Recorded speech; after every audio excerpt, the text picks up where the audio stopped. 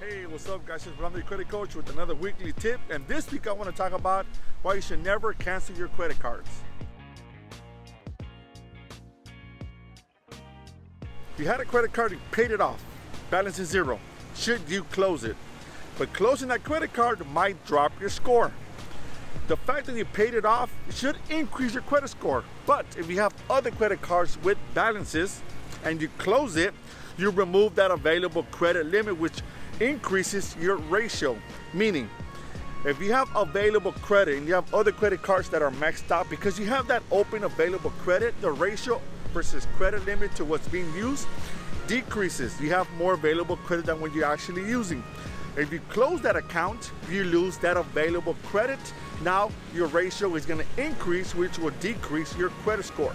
The best thing is to leave them open and use them every 4 to 6 months, because if you don't use them, the credit card companies can't close the accounts. So guys, closing a credit card account could drop your score.